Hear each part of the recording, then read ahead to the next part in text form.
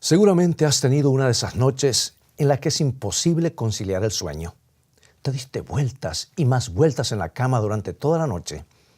Luchaste con las sábanas y boxeaste con la almohada. Por suerte no lo hiciste con tu esposo o tu esposa. Y por más que luchaste, no lograste dormir. El sueño simplemente no quiso venir. Bien, la señora de Carl Gacy tuvo una de esas noches. Mientras se preparaba para dormir, de repente le vino un extraño presentimiento de que algo malo le había sucedido a su esposo. No podía entenderlo, no podía siquiera imaginarlo. Había salido de Liverpool, Inglaterra, en el barco más seguro que se había construido jamás, el Titanic. Estaba en camino en algún lugar del Atlántico Norte, rumbo a Nueva York. ¿Qué pasó? Mantente en sintonía y en un momento más regresaré con el resto de esta historia.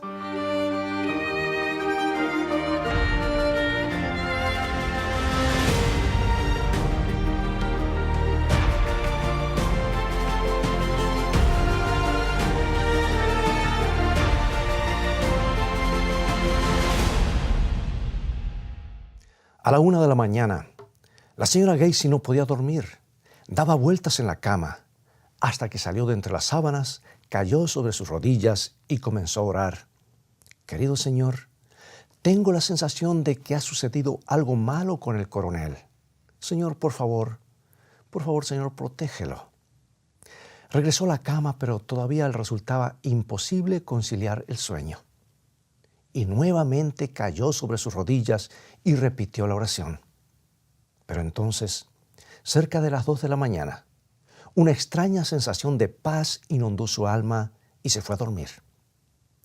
Lo que la señora Gacy no sabía era que el Titanic había chocado contra un témpano en las frías aguas del Atlántico Norte, que se había abierto una enorme rajadura en el casco, que el agua helada ingresaba al interior, que el Titanic estaba parado sobre su extremo y a punto de hundirse. Pero el coronel estaba luchando por su vida en las aguas heladas y precisamente a las 2 de la mañana un bote salvavidas se le acercó y un par de brazos anónimos lo habían levantado a bordo. Bendito es el hombre cuya esposa ora por él. Y en el momento exacto en que le había llegado la paz, el coronel había sido rescatado. Y bendita es la mujer cuyo esposo ora por ella. Y benditos son sus hijos, los adolescentes que saben que durante sus años difíciles, mamá y papá se postran sobre sus rodillas para orar por ellos. Yo crecí en un hogar adventista del séptimo día. Nunca fumé ni bebí alcohol en mi adolescencia, aunque muchos de mis amigos lo hacían. A veces podía ver a través de la endija de la puerta que mi papá estaba con la Biblia sobre las piernas estudiando las Escrituras. Y a menudo papá doblaba sus rodillas y comenzaba a orar. Querido Señor, bendice a mis hijos. Yo me sentía protegido cuando lo escuchaba orar por mí. Y hay muchas cosas que nunca hice porque mi padre y mi madre oraban por mí. Y nunca los quise defraudar. Ellos merecían mi respeto. Por eso, amigo y amiga, benditos los adolescentes cuyos padres oran por ellos. Bendito es el hombre que tiene una esposa que ora por él. Bendita es la esposa cuyo esposo ora por ella. Pero aunque es maravilloso que tu esposo o tu esposa oren por ti, o que tus padres oren, que los padres oren por los hijos, y estos por sus padres, o los hermanos y hermanas por sus hermanos y hermanas, es más maravilloso saber que Jesús ora por nosotros. Saber que tú estás en su mente, saber que estás en su corazón, sentir que Cristo en el jardín de Getsemaní estaba pensando en ti. Pensar que Cristo mientras colgaba de la cruz estaba pensando en ti y saber que Jesús en el santuario celestial sigue pensando en ti. La noche que Jesús oró por ti está registrada en San Juan capítulo 17. En aquel momento tú estabas en la mente de Cristo en el jardín de Getsemaní. Hoy también estás en sus pensamientos mientras Él se encuentra en el santuario celestial. Estuviste en su corazón mientras Él estuvo en esta tierra y sigues en su corazón ahora que Él está en el cielo. y Jesús está orando por ti. Si tienes tu Biblia a mano, por favor tómala y busca San Juan capítulo 17. San Juan capítulo 17. Porque este es uno de los capítulos más abarcantes del Nuevo Testamento. Lo que Jesús oró en ese momento es lo mismo que ora ahora. Lo que estaba en su corazón entonces está también ahora. Jesús está pensando en ti. Jesús está orando por ti. Y porque ora por ti puedes alcanzar la victoria. Y cuando el sendero parece demasiado largo, muy arduo, duro, cuando solo hay obstáculos en el camino, Jesús está orando por ti. San Juan capítulo 17. En el primer versículo nos dice estas hermosas palabras. Estas cosas habló Jesús y levantando los ojos al cielo dijo, Padre, la hora ha llegado. La hora, esa era la hora para la cual el Salvador había nacido. Era la hora que había sido señalada durante siglos. Era la hora que los milenios habían focalizado.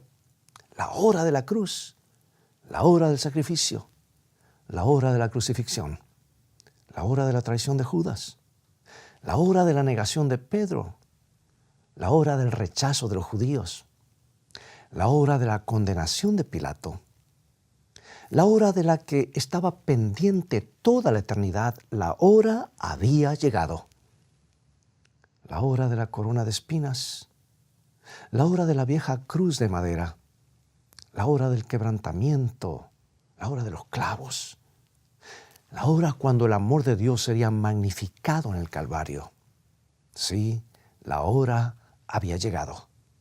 La hora en que el hombre crucificaría al Hijo de Dios, el ser creado, crucificando a su Hacedor. ¡Qué paradoja! La hora donde se encontraría lo peor del hombre, pero lo mejor de Dios. Y amigo y amiga, si Dios puede tomar una cruz de madera astillada, gastada, que fue ensangrentada y empapada de sudor por el Hijo de Dios, para convertirla en un instrumento de gloria, entonces Dios también puede tomar tus sueños quebrantados y esperanzas frustradas y tu vida deshecha en pedazos para convertirla en la mayor gloria del universo. Porque eso es lo que Dios hace y en lo que se especializa. Dios toma nuestros calvarios y nuestros gólgotas y nuestros lugares de enfermedad y nuestros lugares de rechazo y lo peor que el hombre pueda hacernos y las injusticias de la vida y los convierte en triunfos gloriosos para su causa. Si Él tocó esa cruz, símbolo de lo peor, y la transformó en símbolo de victoria, Él puede hacer algo en tu vida y en la mía y en la de tus seres queridos. Alabado sea su santo nombre. Jesús dijo, Padre, la hora ha llegado. La hora de lo peor del hombre, la hora del tormento infernal. Ahora glorifica a tu Hijo para que tu Hijo pueda glorificarte a ti. La hora de su mayor agonía fue la hora de su más grande gloria. Y puede hacer lo mismo con tu vida, hermano y hermana, amigo y amiga. Puede hacer eso con tu vida. Tú que estás con tu caso desesperado, tal vez en una cárcel, tal vez una enfermedad terminal, tú puedes tener la paz del cielo porque hay alguien que ora por ti. Pero te preguntas, ¿cómo oró Jesús aquella noche? ¿Qué había en su mente aquella noche?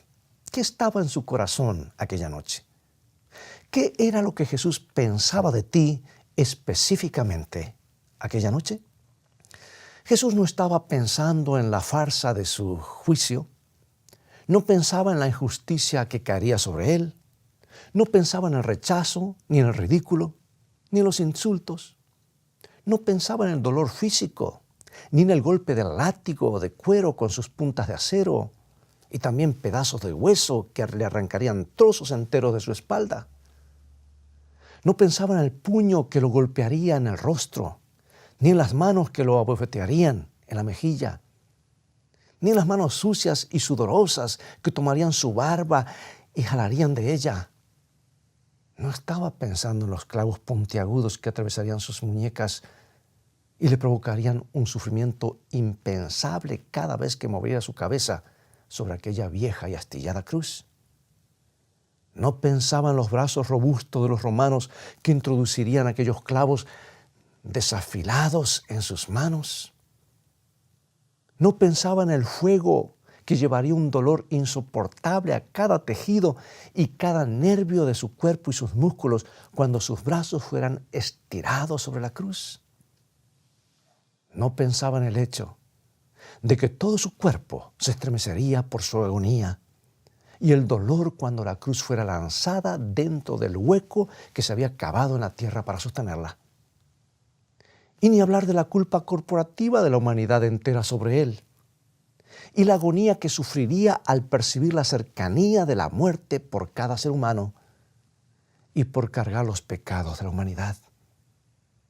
Ni hablar de su dolor, ni de su sufrimiento, ni de su insoportable agonía. Amigo y amiga, él pensaba en una cosa, y solamente una cosa. Pensaba en ti. Tú estabas en su mente aquella noche. Tú estabas en su mente en aquel jardín y en el patio de Pilato. Tú estabas en su mente cuando caminaba hacia el monte Gólgota. Tú estabas en su mente cuando pendía de la cruz. Tú estabas en su mente y sigues estando en su mente ahora. El objetivo del Calvario éramos tú y yo. Como dijo Pablo, y me amó a mí y se dio a sí mismo por mí. Tú estabas en la mente del infinito Hijo de Dios cuando caminó entre nosotros. Él pensaba en ti. Ahora, ¿cómo oró a favor de su iglesia? Mira, pidiendo 3 cosas. San Juan 17, versículos 9 al 11. Y vamos a comenzar analizando esta oración. Su preocupación de entonces es la misma de hoy. Su carga de entonces es la misma de hoy. San Juan 17, 9 al 11. Yo ruego por ellos, es decir, por sus seguidores, su pueblo. Jesús nos eleva en oración. No ruego por el mundo, sino por los que me diste, porque tuyos son, y todo lo mío es tuyo, y todo lo tuyo es mío, y he sido glorificado en ellos. Y ya no estoy en el mundo, mas estos están en el mundo, y yo voy a ti. Padre Santo, a los que me has dado, guárdalos en tu nombre para que sean uno, así como nosotros. Ahora lleva tu mirada al versículo 21, por favor. Para que todos sean uno como tú, oh Padre, en mí, y yo en ti, que también ellos sean uno en nosotros, para que el mundo crea que tú me enviaste. Jesús no oró que su iglesia terrenal pudiera construir los edificios más hermosos que el mundo haya visto, porque el mundo sabe cómo construir edificios hermosos. Jesús no oró para que su iglesia tuviera la estructura organizativa más grandiosa, ni tuviera comisiones con sabiduría para prever el futuro, porque el mundo sabe cómo tener una estructura administrativa y excelentes comisiones y grupos de trabajo. Y Jesús no oró que su iglesia, por maravillosa que fuera, tuviera un fantástico sistema educativo o una grandiosa red hospitalaria. Jesús no oró por ello, aunque sea algo fantástico. Jesús oró para que su pueblo, sus hijos, de diferentes entornos, personas que ven las cosas de manera diferente, pudieran unirse a un mosaico divino de amor. Jesús oró que entre sus hijos no existiera la condenación, la discriminación, la crítica, la sospecha, ni la búsqueda de errores en los demás. Jesús oró para que sus hijos tuvieran unidad y participaran en una fraternidad de amor, para que pudieran llevar el mensaje del Evangelio y el mensaje del Cristo bíblico al mundo. Porque si sus hijos se están peleando entre sí, les resultará difícil luchar contra el enemigo. ¿Sabes? Ahora yo puedo entender un poco mejor por qué Jesús oró de esa manera. Creo que yo también oraría así. Veamos por unos instantes a quienes estaba dejando atrás. Allí estaba Pedro. Pedro hablaba primero y pensaba después. Ahora bien, Pedro era esa clase de personas de la que siempre sabes que está pensando, sabes qué está pensando y que tenía algo que decir. Lo iba a decir sin pelos en la lengua, como decimos comúnmente. Estaba dejando a Pedro, pero también allí estaban Santiago y Juan, los hijos del trueno, ansiosos por hacer descender fuego del cielo. Las personas que no compartían su teología seguramente eran apóstatas. ¿Recuerdas que había una persona que predicaba en el nombre de Jesús, pero no enseñaba de acuerdo con Santiago y Juan? Y como no se ajustaba a su forma de pensar, Santiago y Juan dijeron: muy bien, Señor, hagámoslos desaparecer ahora mismo con fuego del cielo. Sabes que de vez en cuando me encuentro con personas que querrían hacer descender fuego del cielo sobre todo el mundo porque no están conformes con nada. Como dice la Biblia, el que tiene oídos para oír, que oiga, y el que tiene ojos para ver, que vea, ¿verdad? Hoy en día también tenemos Santiagos y Juanes dando vueltas por allí, queriendo hacer que los hermanos desaparezcan o se amolden a ellos. Este se equivocó, elimínalo. Aquella otra cometió un error, elimínala. También estaba Tomás, el que dudaba de todo. No puede ser, es imposible. Nunca podremos lograrlo. Nunca lo hemos hecho. El dubitativo, ese era Tomás. También estaba Felipe, el reflexivo. Nunca podrás saber exactamente en qué estaba pensando Felipe. No se puede adivinar qué había en su cabeza. Y estaba Mateo, el meticuloso, el contador público. Todo tiene que ponerse por escrito y hay que dejar un registro, ser bien escrupuloso. Y tenemos a Andrés, el que nunca dice nada, se sienta en un rincón, se queda callado haciendo relaciones en privado con unos y con otros. Amigo, amiga, lo que quiero decir es que si yo hubiera tenido a Pedro, Tomás, Santiago, Juan y Felipe en la lista de la iglesia, hubiera tenido que orar mucho por esa iglesia, ¿no es verdad? ¿Qué hubieras hecho tú? Pero alabado sea Dios. En el Pentecostés la oración fue respondida. Estaban todos unánimes y juntos porque comprendieron que el mundo estaba pereciendo. Las personas con las que suelo tratar en este mundo suelen pensar que es mejor acostarse sobre las vías del tren y esperar que el tren les pase por encima. Y algunos están incorporando drogas por sus venas en los callejones y sus hogares se están dividiendo por la separación y los divorcios. Y sus hijos se preguntan, ¿cuál es el significado y el propósito de la vida? Por eso, amigo y amiga, a la iglesia de Dios no le queda tiempo para discusiones internas cuando hay un mundo que perece y no conoce a Cristo. Recuerdo el jardín de Getsemaní y pienso en aquella noche cuando Jesús oró por mí y oró por ti. Y cuando estoy en la junta de iglesia y me siento tentado a decir, hermanos, si Dios quisiera que pusiéramos una alfombra roja, hubiera teñido el cielo de rojo. Todos saben que el color correcto es el azul o quizás el verde. Y cuando me siento tentado a discutir sobre cosas como esa, que a la luz de la eternidad no van a hacer mucha diferencia, recuerdo aquel jardín y recuerdo aquella noche y recuerdo a Jesús orando por su iglesia para que dejaran de lado las pequeñeces, las cosas sin importancia, porque hay un mundo gigantesco que necesita ser alcanzado para Cristo. Hay personas muriendo por no conocer a Jesucristo. Y cuando este servidor siente la tentación de discutir, de machacar con esos temas que no son realmente importantes, pienso en el jardín y pienso en aquella noche y escucho el eco de las oraciones de Jesús, las sospechas, las críticas, el ánimo acusador impiden la presencia del Espíritu de Dios en la iglesia. Hay una cita sorprendente en un libro que se ha vuelto muy valioso para mí, se llama Ministerio de Curación. Y está en la página 492 y dice, los obreros responsables no tienen tiempo para ocuparse de las faltas de los demás. Si no estás haciendo mucho, si no estás ganando almas para Cristo, si no estás compartiendo el Evangelio, te sobra tiempo para ocuparte de la falta de los demás. Y sigue diciendo, Los que trabajan con ardor no tienen tiempo para espaciarse en las faltas ajenas. No podemos vivir de la hojarasca de los defectos y las faltas de los demás. La maledicencia es una doble maldición que cae más pesadamente sobre el que la pronuncia que sobre el que la oye. El que disemina las semillas de disensión y contienda cosecha en su propia alma los mortíferos frutos. Espera un momento. Los que diseminan las semillas de disensión y contienda cosecharán ¿qué? Los mortíferos frutos en su propia alma. Y sigue diciendo, el mismo acto de buscar mal en los demás desarrolla mal en los que lo buscan. ¿Puedes repetirlo conmigo? El mismo acto de buscar mal en los demás desarrolla mal en los que lo buscan. Bueno, es demasiado claro para equivocarnos, ¿verdad?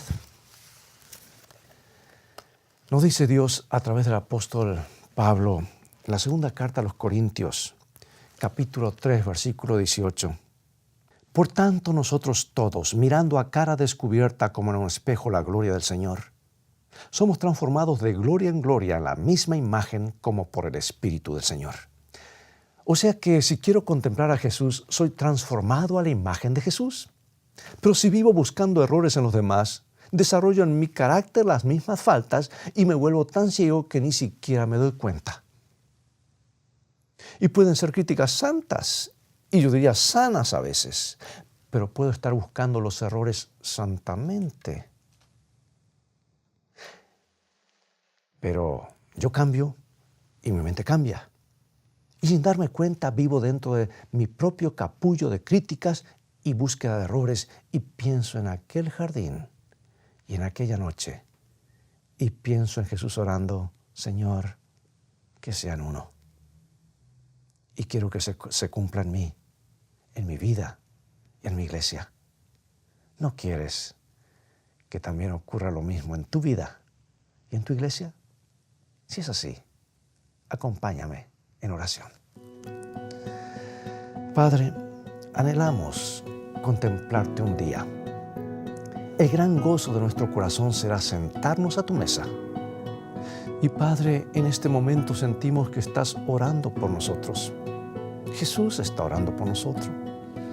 Tú estás orando para que tengamos unidad en nuestras iglesias, para que así podamos llevar el Evangelio al mundo.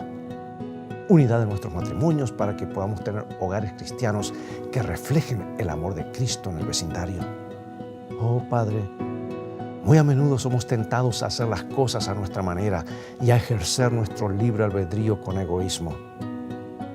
Padre, que estas tendencias se quebranten al pie de la cruz y que nuestro amoroso, perdonador, amante Jesús ilumine nuestros caracteres, porque lo pedimos en su santo nombre.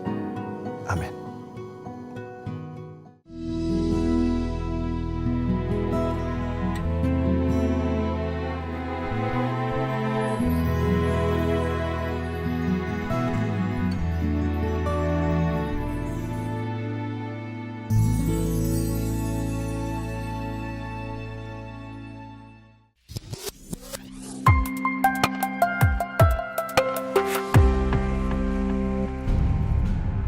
Querido amigo y amiga, la nueva serie de Escrito está, Fe a toda prueba, ya está disponible. En ella nos trasladaremos al antiguo Imperio Romano, donde los primeros cristianos, rodeados por un ambiente sediento de poder, lujuria y persecución, lucharon para mantener una fe viva pagando el precio de la muerte. Y aunque carecieron de poder político o recursos económicos, alcanzaron la victoria. ¿Cómo pudieron estos mártires soportar la tortura y el dolor? ¿Cómo mantuvieron viva la llama de la fe? Y aún más importante, ¿cómo puedes tú tener esa misma fe en la hora de la prueba? Fe a toda prueba. 5 temas que desafiarán tu fe. Adquiérela hoy mismo visitando la tienda de escritoestá.org o llamando al 423-362-5834.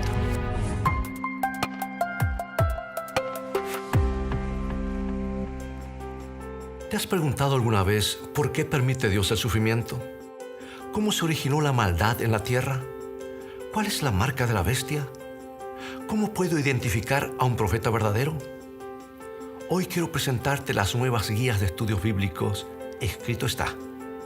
Este conjunto de 25 lecciones contesta cada una de estas interrogantes con la Biblia, en un formato simple de preguntas y respuestas, y contiene amplias ilustraciones gráficas, historias introductorias y tablas de ayuda adicional.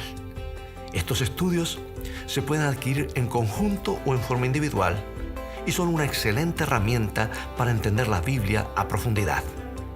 Para más información, visita ahora mismo la tienda de escritoestá.org o llama al 423-362-5834.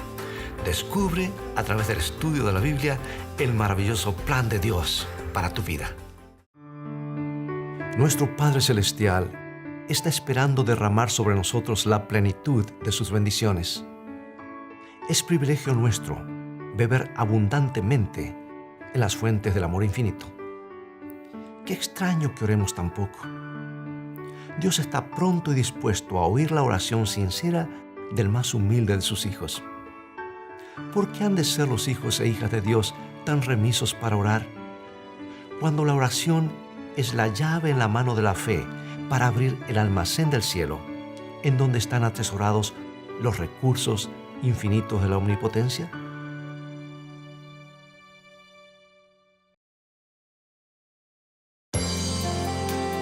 Pregunto, ¿qué es lo que espera Conéctate Dios? cada mañana a escritoestá.tv para ser inspirado por el devocional diario.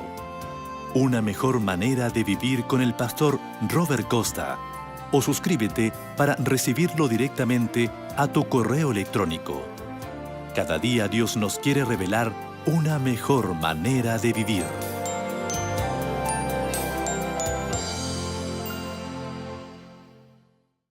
Amigo y amiga, es todo el tiempo que tenemos por hoy. Ha llegado el momento de despedirnos. Recuerda, hay alguien que ora por nosotros y eso debe llenarnos de ánimo y confianza. Te invito a que coloques toda tu vida en un Dios de amor, que nos ha amado aún antes de que hayamos nacido y que ha trazado un plan para que seamos felices para siempre. Pero recuerda que felicidad comienza con fe y la fe viene por el oír y estudiar la palabra de Dios. Por eso te invito a continuar estudiando. Visítanos en nuestro sitio de internet escritoestá.tv, donde podrás obtener una variedad de estudios bíblicos. Dios te bendiga y te guarde y recuerda, escrito está, no solo de pan vivirá el hombre, sino de toda palabra que sale de la boca de Dios.